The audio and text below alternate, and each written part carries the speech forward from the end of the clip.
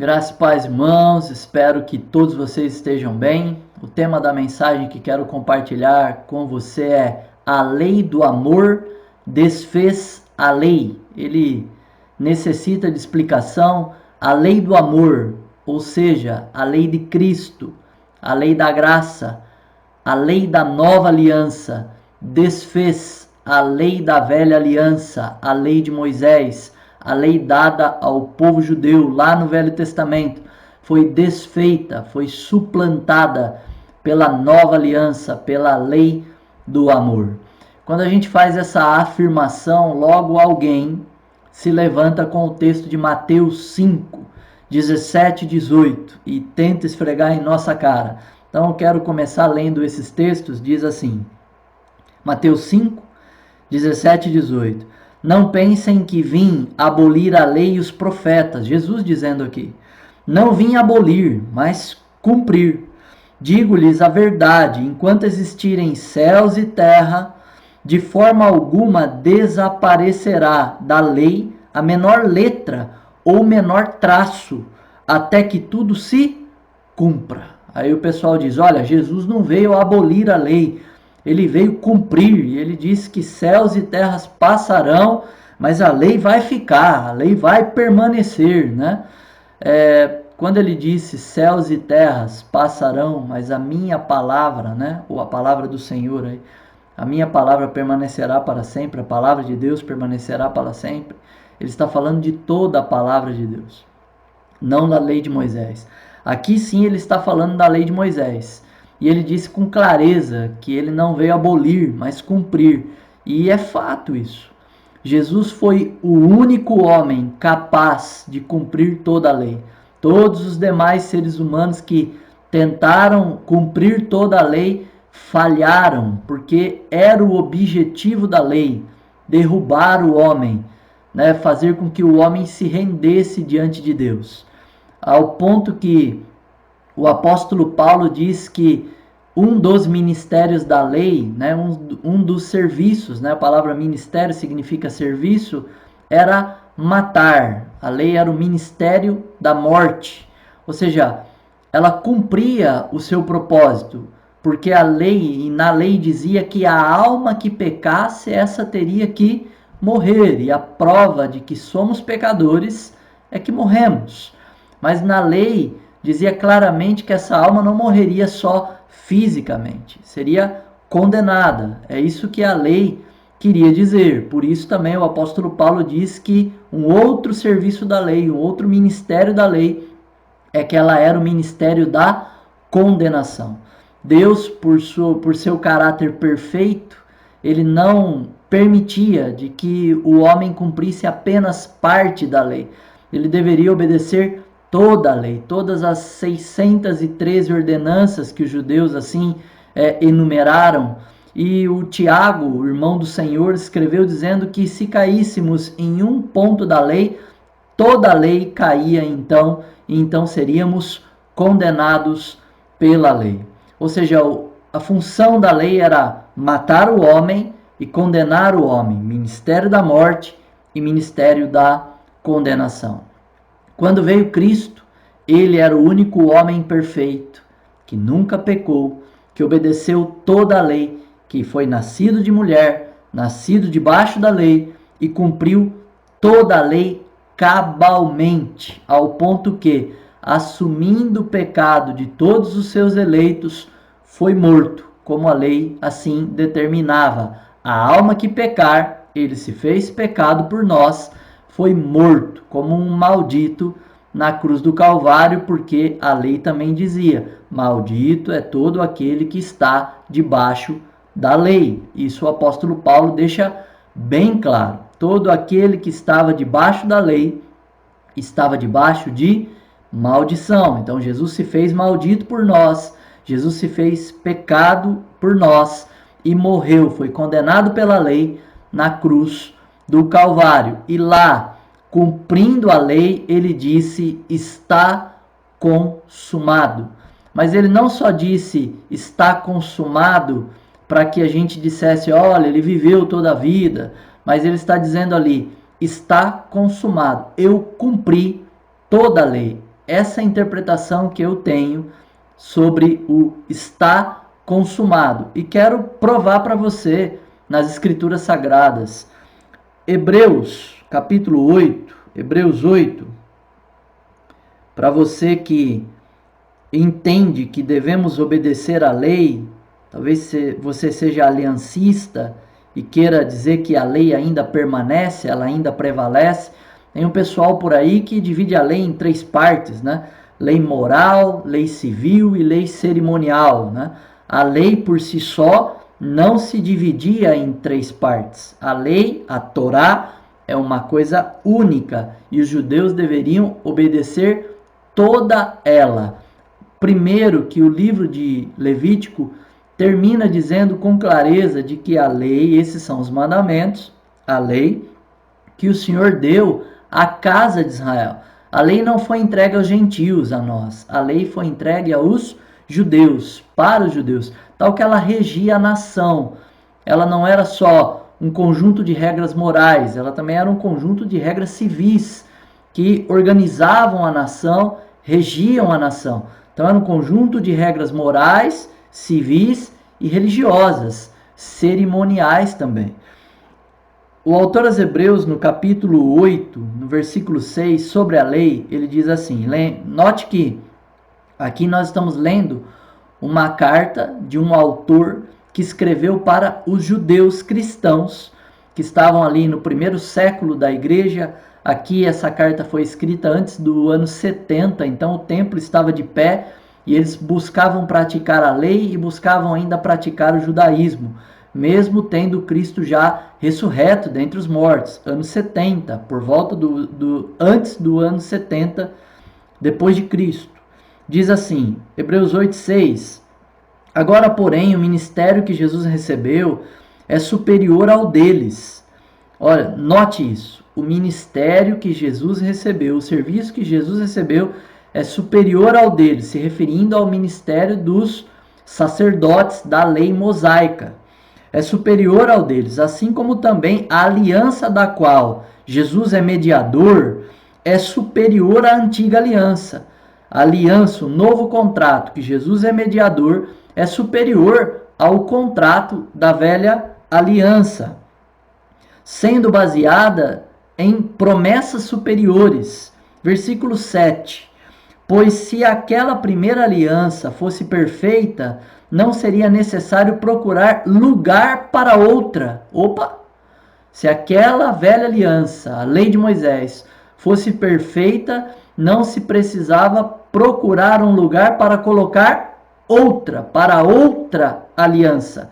Não uma aliança que agrega àquela, mas uma outra aliança que seria colocada no lugar daquela. Versículo 10. Esta é a aliança que farei com a comunidade de Israel depois daqueles dias, declara o Senhor. Esse é um novo contrato que farei, né? Vamos parafrasear assim, com a casa de Israel, com os judeus depois daqueles dias. Porei minhas leis em suas mentes e as escreverei em seus corações. Serei o seu Deus, serei o Deus deles e eles serão o meu povo.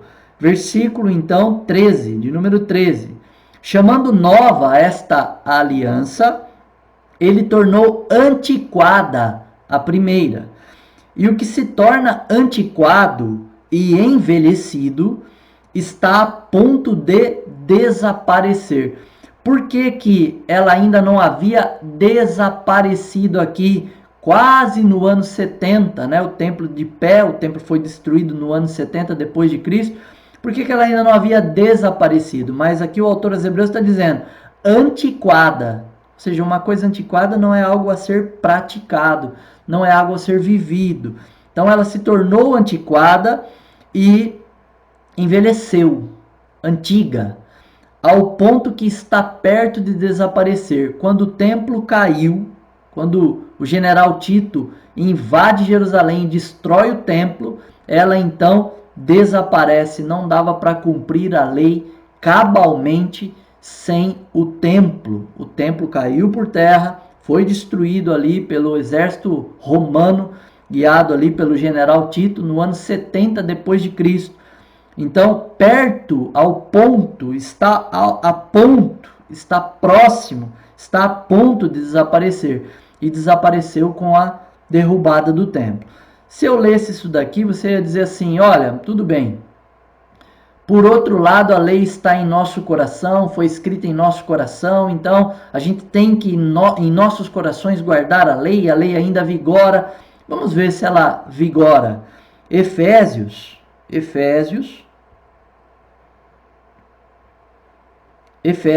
capítulo 2, versículo 14 ao 16, diz assim: Pois ele, Cristo, é a nossa paz, o qual de ambos os povos, judeus e gentios, fez um e destruiu a barreira, o muro de inimizade. O que é essa barreira? O que era essa barreira? O que era esse muro de inimizade? 15. Anulando em seu corpo a lei dos mandamentos expressa em ordenanças. Note essa palavrinha, anulando em seu corpo, lá na cruz do Calvário, anulando em seu corpo a lei que era expressa em mandamentos e ordenanças. Então, a lei criava distinção e separava quem era judeu de quem era gentil, porque quem era judeu era circuncidado e deveria viver de acordo com a lei de Moisés, e quem era gentil não era circuncidado. Então, a lei era claro, era um véu de separação, um muro de separação entre judeus e gentios. E aqui o apóstolo Paulo está dizendo que Jesus derrubou o muro de inimizade, fazendo dos dois povos um único povo no seu corpo, em Cristo Jesus. E aí ele diz assim, no versículo 15, vou ler novamente: anulando em seu corpo a lei dos mandamentos expressa em ordenanças.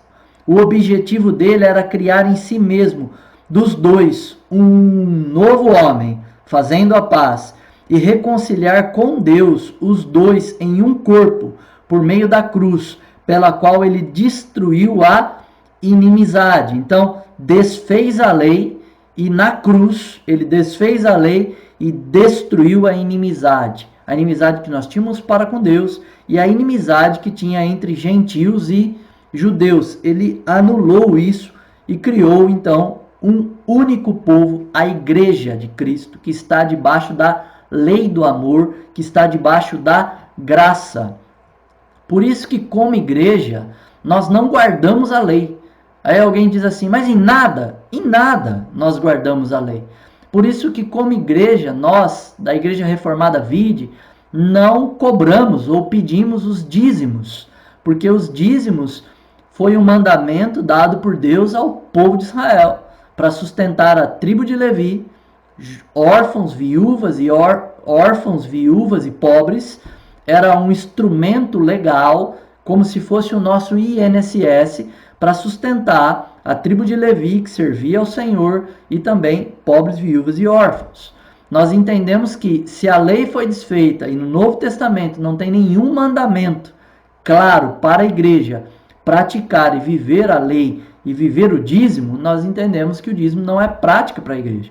Por isso que nós também não guardamos os sábados e também não substituímos o sábado pelo domingo, como alguns aí reformados também afirmam. Não, nós não guardamos o domingo como não guardamos o sábado, porque também se fosse para guardar a lei, tinha que guardar o sábado, né? O sétimo dia da semana, o Shabá, nós não guardamos, porque também acreditamos que a lei foi desfeita na cruz de Cristo, conforme lemos agora Efésios 14, 15.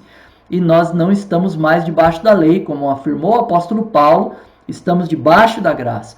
O propósito da lei, o fim da lei, como disse o apóstolo Paulo, é Cristo Jesus. É guiar o homem entender que é um pecador e que não pode agradar a Deus por seu esforço, porque a lei era baseada no esforço humano. Você tem que obedecer à lei. É uma aliança bilateral. Deus prometia bênçãos desde que o homem obedecesse. Se não obedecesse, maldição recairia sobre o homem. E o homem não conseguia obedecer toda a lei. E a maldição, então, de Deus recaía sobre o homem. Aí, cumpre-se claramente o entendimento da palavra. O propósito da lei, o fim da lei é Cristo. O fim da lei, o propósito da lei é nos levar até Cristo. Nós entendemos que somos pecadores, que a lei nos condena, que a lei nos mata, e então nós nos escondemos em Cristo, corremos para o Salvador, buscamos um Salvador que é o único Salvador, Cristo Jesus, o Senhor. Então nós não praticamos nada da lei, não guardamos a lei e entendemos que a lei se findou na cruz do Calvário. Então, ritos da lei, mandamentos da lei, sábados, festas, ritos judaicos, dízimos, não são prática para a igreja cristã protestante, para a igreja cristã bíblica. Então aqui na nossa igreja, na Igreja Reformada Vide, nós não praticamos nada disso. Lógico que quando a gente cria essa argumentação, logo algum irmão vai dizer assim: então eu posso matar, eu posso roubar, eu posso sair por aí fazendo qualquer coisa, né? Eu acho que nem convém te responder, né, essa pergunta, mas como ela é muito comum, eu vou te fazer uma perguntinha para responder essa sua pergunta. Jesus nos deu um novo mandamento. E eu pergunto, se nós guardarmos esse novo mandamento de Cristo, que está expresso em João 13:34, vamos lá? João 13:34. Então, eu pergunto, se nós guardarmos esse novo mandamento de Jesus, nós vamos matar, nós vamos roubar, nós vamos sair por aí destruindo tudo? João 13:34 diz assim, não é um mandamento da lei, é um novo. Um novo mandamento lhes dou. Amem-se uns aos outros, como eu vos amei. Vocês devem amar-se uns aos outros. Então, se nós amarmos como Cristo nos amou, uns aos outros, o nosso próximo, uns aos outros, será que a gente vai matar o próximo se eu amo ele mais do que eu amo a mim mesmo? Porque essa é a expressão do amor de Jesus. Ele foi o servo sofredor, que viveu para o outro, que morreu para o outro, morreu no lugar do outro. Se nós amarmos o outro mais do que nós amamos a nós mesmos, ao ponto de morrermos para o outro, vivermos para o outro, morrermos no lugar do outro, nós vamos matar o outro? A resposta é não. Nós vamos roubar o outro? A resposta é não. Nós vamos cometer adultério? A resposta é não. Toda a lei judaica, mosaica, se cumpre na lei do amor. Uma vez que amemos uns aos outros, guardemos esse novo mandamento, amemos uns aos outros como ele, Jesus, nos amou, com o amor de Cristo, toda a lei moral é cumprida claramente pela lei do amor. Por isso, a lei do amor desfez a lei de Moisés. Eu quero trabalhar um pouquinho mais sobre isso. Acho que esse é o mote central da mensagem, na verdade. Aplicarmos um pouquinho mais e pensarmos um pouquinho mais sobre esse amor de Cristo, esse amor doador, sacrificial, esse amor que faz com que a gente nos ame o outro mais do que amamos a nós mesmos, nos amemos menos, né? Amar-se a si mesmo de forma demasiada é perigoso. Tem alguns que dizem assim, né? Qual é o segundo grande mandamento que Jesus nos deu? Isso é um engano, né? Qual é o segundo grande mandamento que Jesus nos deu? Aí logo alguém da igreja, ou você aí já está até falando, né, na sua mente, que você tem que amar o próximo como a ti mesmo. Ame o teu próximo como a ti mesmo. Esse é o segundo grande mandamento que Jesus nos deu. Isso é um engano. Repito. Esse mandamento é da lei de Moisés. Jesus não nos deu esse mandamento. Esse mandamento está lá, quer ver? Ó? Abra comigo aí a sua Bíblia em Levíticos 19. Levítico 19, versículo 18. Parte B diz assim: mas ame cada um a seu próximo como a si mesmo, eu sou o Senhor. Parte B do versículo 18 do capítulo 19, ame o teu próximo como a ti mesmo. Na lei, o amor ao próximo estava atrelado a como eu amo a mim mesmo. Por quê? Porque eu não conseguiria ter uma outra referência de amor. Eu não tinha a referência do amor de Cristo. Lá na lei, o homem não tinha a referência do amor de Cristo. Ele tinha a sua própria referência de amor. E quando eu disse amar a si mesmo de forma demasiada é perigoso, quero argumentar sobre isso. Tem alguns assim que batem no peito e dizem assim, eu tenho amor próprio. E essa frase muitas vezes justifica ele ser orgulhoso e não ceder numa discussão e não pedir perdão para alguém. Ele diz, eu tenho amor próprio. Olha aqui, que amor estranho, porque o amor próprio de forma demasiada é egoísta.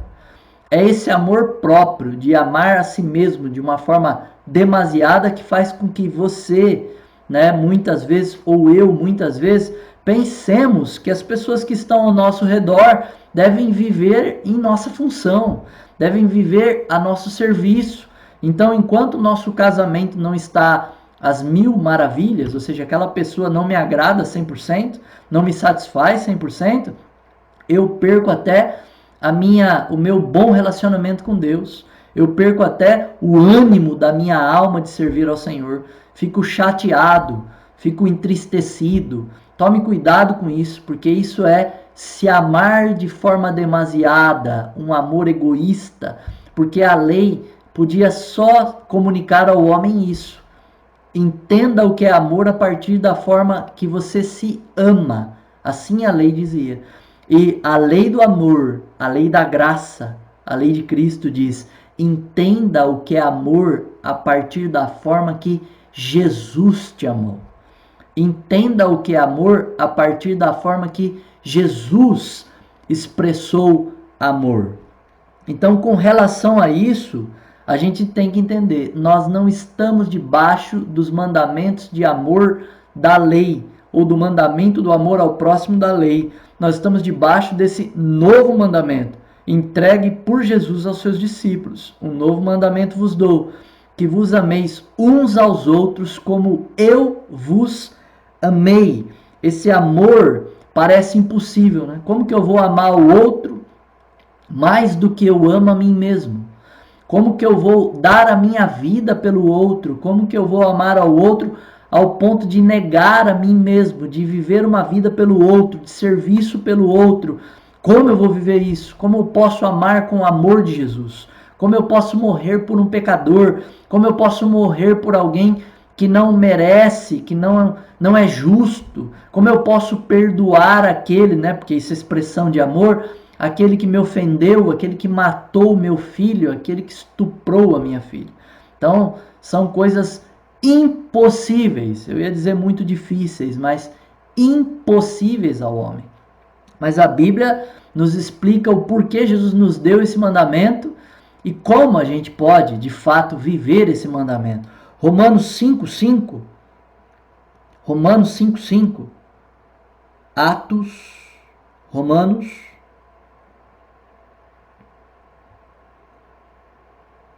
diz assim, de fato, no devido tempo, Romanos 5:5, e a esperança não nos decepciona, porque Deus derramou seu amor em nossos corações. Então, esse amor com que Cristo nos amou, que nos deu o mandamento de amar, o amor que é ágape, o amor que não espera nada em troca, foi derramado em nossos corações. Derramou seu amor em nossos corações, por meio do Espírito Santo que ele nos concedeu. Então, o Espírito de Deus, que é Deus, veio habitar em nós. E ele trouxe consigo o seu amor, que foi derramado em nós, foi derramado em nossos corações. Nós estamos, pela graça de Deus, encharcados com esse amor em nosso interior, porque é o Espírito de Deus habitando em nós, querendo manifestar-se por meio de nós, querendo manifestar Jesus, o amor de Jesus por meio de nós. Então, esse amor foi derramado em nossos corações. E por isso é possível sim que o crente viva esse amor ágape no seu dia a dia. E é a vontade de Jesus. É esse amor que destrói as ordenanças, os rituais, a estrutura religiosa e torna a vida cristã genuína, gostosa, verdadeira e com propósito.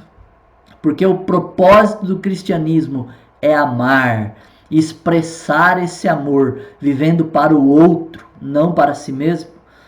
A referência de amor não é o que eu sinto por mim mesmo, mas a referência de amor é como Cristo amou. Eu devo viver para o outro, amar o outro, viver em função do outro. Isso nos dá propósito para viver. Só teremos alegria no Espírito Santo.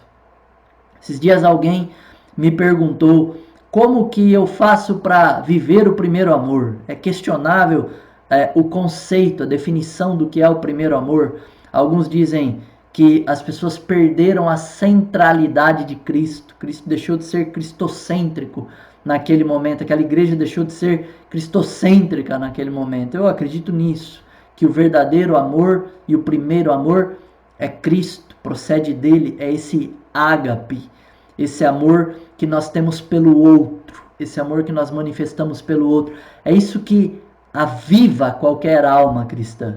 É isso que nos dá motivo, repito, propósito para viver e para viver com alegria do Espírito e no Espírito Santo. Eu quero dar uma outra referência do mesmo texto, né? Quando Jesus entrega esse amor, esse mandamento, né? Ele entrega esse mandamento aos discípulos. Ele também diz que por meio desse mandamento, por meio da prática, por meio da manifestação desse amor, é que nós, os discípulos de Cristo, seríamos de fato conhecidos. Diz assim, no 34, 35 de João 13, né? Vou ler de novo o 34. Um novo mandamento lhes dou: amem-se uns aos outros como eu vos amei. Vocês devem amar-se uns aos outros. 35. Com isso todos saberão que vocês são meus discípulos, se vocês se amarem uns aos outros. A resposta para essa pessoa que me perguntou como que eu me reanimo na fé cristã, como que eu busco um avivamento para minha alma cristã, como que mesmo eu orando, mesmo eu lendo a Bíblia, né, que é mais que suficiente para buscar esse avivamento, né, para entender esse avivamento, como que eu busco isso? E um dos conselhos que eu dei é: tira você de centro, para com esse negocinho de amar-se a si mesmo demasiadamente e comece a viver a vida pelo outro, para o outro, amando o outro, com esse amor ágape, que daí a vida faz sentido. E a alegria que Jesus sentia na sua vida com Deus, na sua comunhão com Deus, enche também a nossa alma, porque nos dá o propósito do verdadeiro cristianismo. Versículo 35. Com isso todos saberão que vocês são meus discípulos. Como? Amando uns aos outros, manifestando esse amor ágape, tendo uma verdadeira unidade em amor. Se vocês se amarem uns aos outros.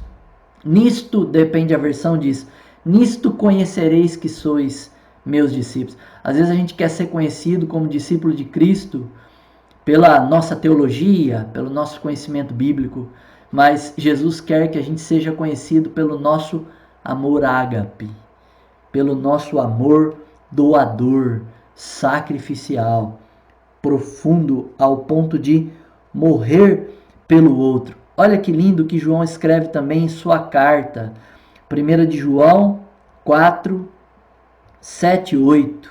Era uma música que a gente cantava em uma comunidade: amados, amemo-nos uns aos outros, pois o amor procede de Deus, pois o amor é de Deus. Aquele que ama é nascido de Deus e conhece a Deus. 1 de João 4, 7. E o 8 diz assim, é um alerta. Quem não ama não conhece a Deus, porque Deus é amor. Achei bonito uma frase de um pregador esses dias, que ele disse que aquilo que permanece, a fé, a esperança e o amor, permanece aqui e agora. Mas a única coisa que nós levamos para a eternidade é o amor. O amor é eterno e vai conosco para a eternidade. Na eternidade não precisaremos ter fé, porque vivemos a realidade da presença de Deus. Não precisaremos ter esperança de uma vida eterna, de um corpo glorificado, porque estamos vivendo essa viva esperança na prática na eternidade. Mas o amor com que Ele nos amou, o amor cujo qual Ele quer que a gente manifeste e ame uns aos outros, isso nós levamos para toda a eternidade. Achei maravilhoso. E esse texto de João é maravilhoso. Quero repeti-lo. Amados, amemo-nos uns aos outros, pois o amor procede de Deus. Aquele que ama é nascido de Deus e conhece a Deus. Aquele que ama é nascido de Deus e conhece a Deus. E o alerta, de novo, quem não ama não conhece a Deus, porque Deus é amor, a essência de Deus.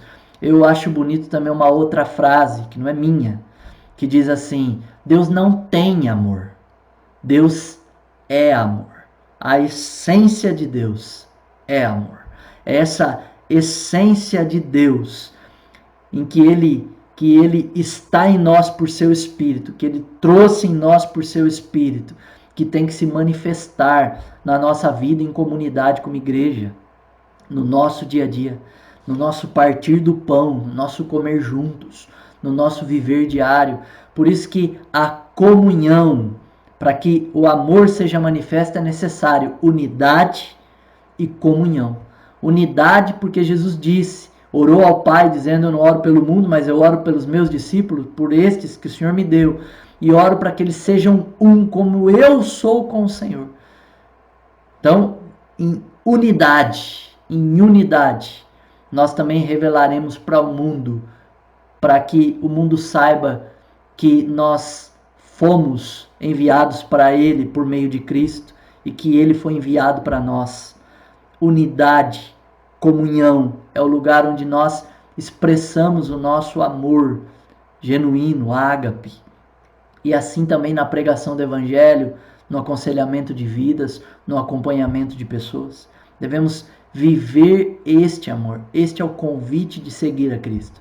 Seguir a Cristo, viver o Evangelho, é seguir uma pessoa que é Cristo e manifestar e viver como um discípulo, um imitador dele. E ele manifestava esse amor, manifestar o amor ágape. É a minha missão, é a sua missão. Note que se nós não vivermos o amor de Cristo, se nós não manifestarmos o amor de Cristo, as pessoas não vão saber que nós somos cristãos.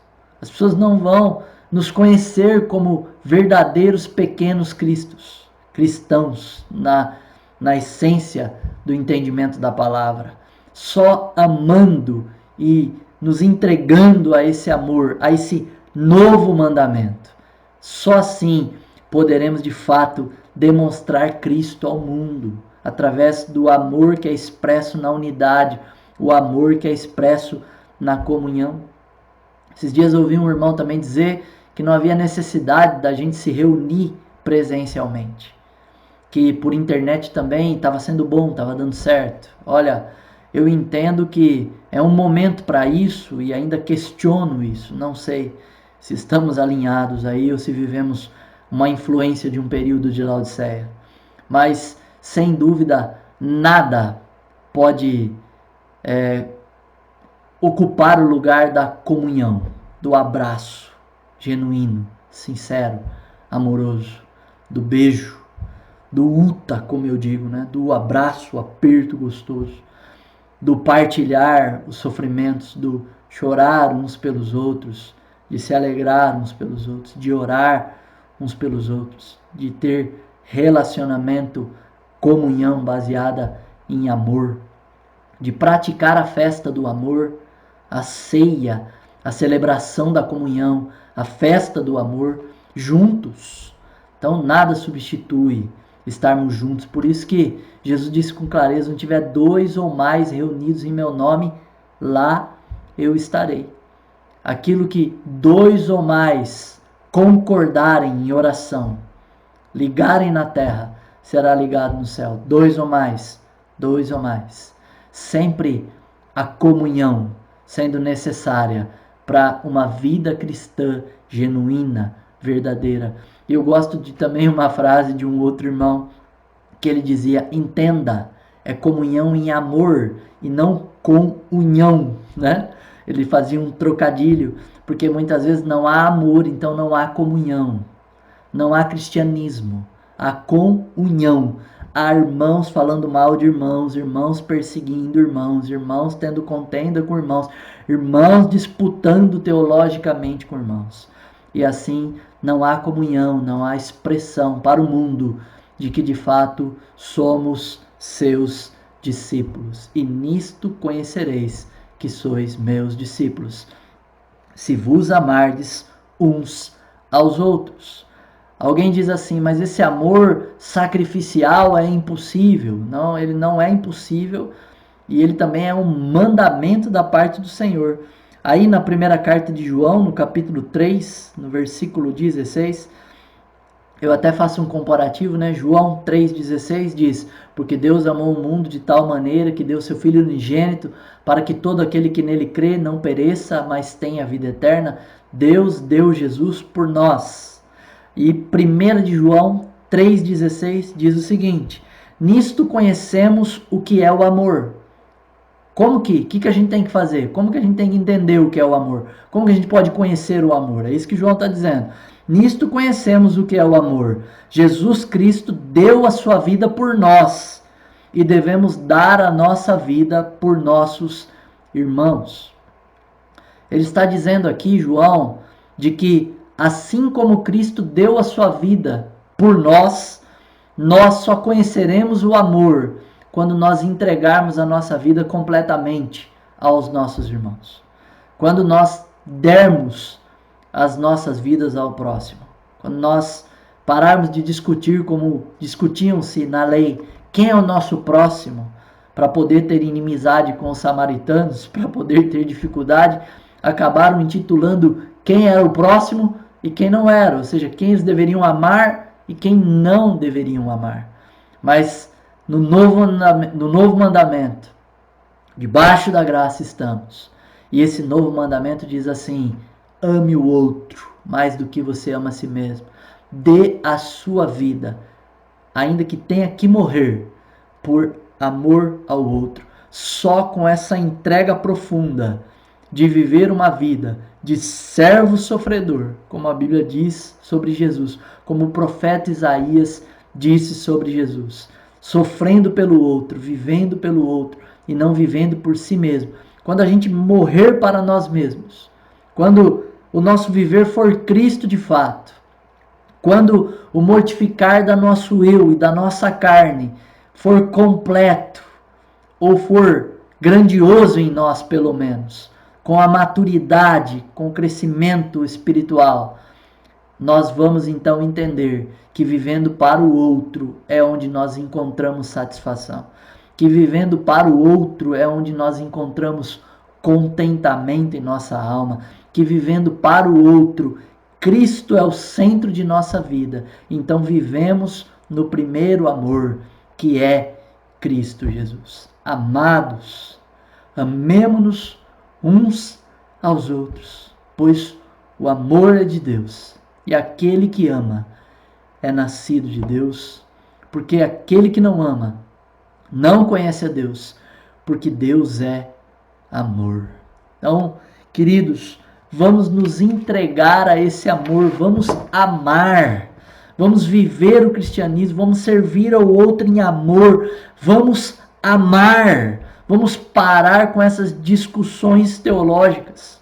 Vamos parar com essa loucura toda de nos unhar e viver de fato com comunhão em amor, que isso é delicioso. Eu tive a experiência de viver um período de uma comunidade que não se importava com linha teológica, não se importava com confissões de fé. Era uma comunidade que se importava em estudar a Bíblia, conhecer a Bíblia, o Deus da Bíblia por meio da palavra e viver a palavra de Deus. Uma comunidade em que aprendi a beijar o ósculo santo, com sinceridade, com amor no coração. Aqueles irmãos gostavam de comer lanche juntos, de estarem juntos. Eu vivi um período assim, que período maravilhoso. Como eu tenho saudades desse período. De uma igreja, um grupinho de pessoas, até se chamavam grupo cristão. Um grupinho de pessoas que viviam em unidade de amor. Como era delicioso estar ali. Mas passado um tempo, começou com união, criar disputa entre os líderes, fofoca, um que favorecia um líder, favorecia o outro líder, e a coisa não terminou bem, como infelizmente aconteceu em muitos momentos da história. Mas eu acredito que eu pude sim viver um avivamento, porque eu não acredito num avivamento que não seja permeado de amor. Eu não acredito em um avivamento que não tem expressão de vida com Deus, de caráter cristão. Eu vivi num período da minha vida, numa comunidade em que nós experimentamos o avivamento. Mas tem um avivamento histórico de um povo, de um grupo chamado moravianos, que eu quero partilhar com você a história e você vai entender que sim, é possível cumprir esse mandamento de Jesus, esse novo mandamento, de viver para o outro, de viver intensamente para o outro, de sermos sim servos sofredores, ao ponto de morrer pelo outro. Os moravianos é um grupo de irmãos que eram chamados de Irmãos Unidos e foram chamados de moravianos ao longo da história por morar em uma região, um lugar chamado Morávia. Eles são por volta do século XV, XVI, foram influenciados antes da Reforma Protestante pelos pré-reformadores John Wycliffe e John Hus. Esse pessoal, esses irmãos em Cristo, eles tinham diferenças teológicas e com a Guerra dos 30 anos foram perseguidos por serem cristãos. Essa guerra ocorreu na Europa e eles foram perseguidos, alguns deles foram mortos, outros presos como escravos e alguns então fugiram e como exilados foram recebidos por um homem, um conde chamado Conde Zinzendorf. Ele deu um pedaço da terra para esses moravianos morarem. E eles, por terem diferenças doutrinárias, eles por terem confissões diferentes de fé, beiravam o absurdo de fazerem vários cultos no domingo, para que cada grupinho se reunisse lá mediante a sua confissão de fé. Nada diferente dos nossos dias, das divisões dos nossos dias aí do meio evangélico. Não que eu concorde com o ecumenismo do meio evangélico, eu acho que não é possível por aquilo que esse pessoal tem ensinado aí na televisão. Deixa eu beber um pouquinho de água aqui. Então, não acredito ser possível esse ecumenismo evangélico, a unidade do povo evangélico hoje não é possível. Aqueles que se intitulam evangélicos. Mas sim, é possível que os irmãos, o corpo de Cristo, que está aí espalhado, os irmãos que estão espalhados por várias igrejas que se intitulam cristãs, protestantes, evangélicas.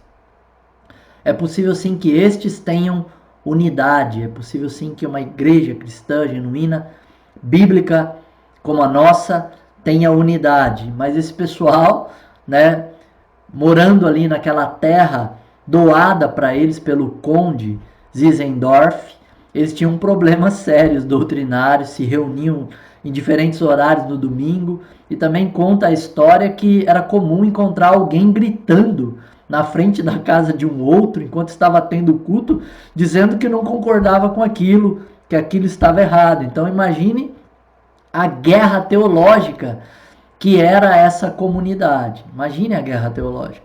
E esse irmão Zinzendorf, ele é conhecido também como o profeta da unidade. Ele começou a ministrar naquele pessoal, naqueles irmãos. E começou a ministrar unidade.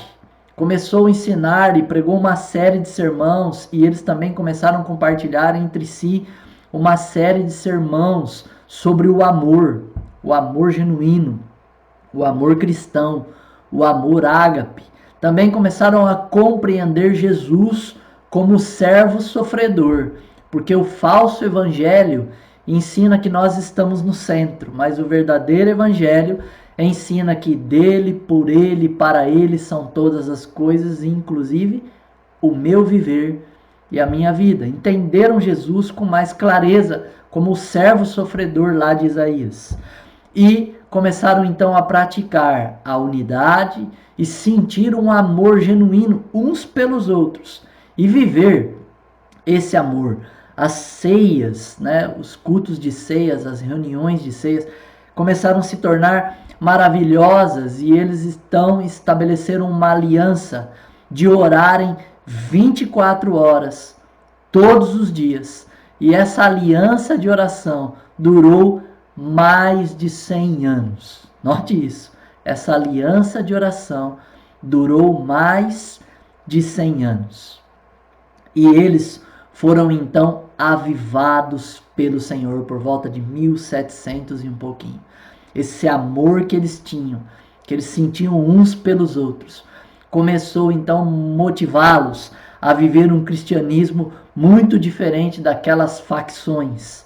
Deu unidade para eles, deu amor pelo próximo, gerou o desejo neles de servirem aos outros. E eles enviaram milhares de missionários para o mundo. Eles são pioneiros no envio dos missionários modernos. Foram pioneiros no envio dos missionários modernos. Então, estes homens experimentaram um verdadeiro avivamento. Os moravianos experimentaram esse novo mandamento. O mandamento do amor. A lei do amor que anula a lei cerimonial, a lei de ritos, a lei de regras, mas que nos leva a viver o verdadeiro evangelho, ao puro evangelho, a expressar o amor de Cristo. E conta-se a história de que 2 jovens missionários desses moravianos souberam de uma ilha. E nessa ilha o dono era um britânico ateu, que tinha ali nessa ilha cerca de 3.000 soldados, 3.000 escravos que ele havia adquirido. E ele, por ser ateu, não permitia que ninguém pregasse o evangelho nessa ilha. E por amor a essas almas, eles entraram em contato com esse homem, o dono da ilha, o dono desses escravos, e disseram: nós queremos ir aí pregar o evangelho, nós queremos ir aí pregar a palavra de Deus. E ele disse: não venham aqui falar essas bobagens, não venham aqui. E eles oraram a Deus, buscaram direção de Deus. Então fizeram outra oferta àquele dono dos escravos, àquele senhor da ilha. E disseram assim: e se nós formos aí para trabalharmos para você como escravos até o dia da nossa morte? Aí ele disse: então vocês podem vir, mas vocês vão ter que vir com o seu próprio custo. Nem a viagem de vocês eu vou pagar. E aqueles jovens se venderam para pagar a sua própria viagem e despediram dos irmãos, subiram no navio e foram enviados para essa ilha para poder viver como escravos, pregar o evangelho por amor àquelas 3.000 almas que lá estavam, ou 3.000 e a família desse homem, né? Desse dono de escravos. Esse amor fez com que eles entregassem completamente a vida àquelas pessoas. Eles se sacrificaram para aquelas pessoas, por aquelas pessoas. Conta-se a história que enquanto estavam ali se despedindo no porto, alguns perguntaram para eles: o que vocês estão fazendo? Vocês vão entregar a sua vida para serem escravos e morrerem Vocês estão entregando a sua vida à escravidão. Vocês estão indo para um destino definitivo. E eles ali em cima do navio, né, um pouco afastado já, bradaram o lema dos moravianos. E o lema diz: conquistar para o cordeiro que foi morto a recompensa do seu sofrimento.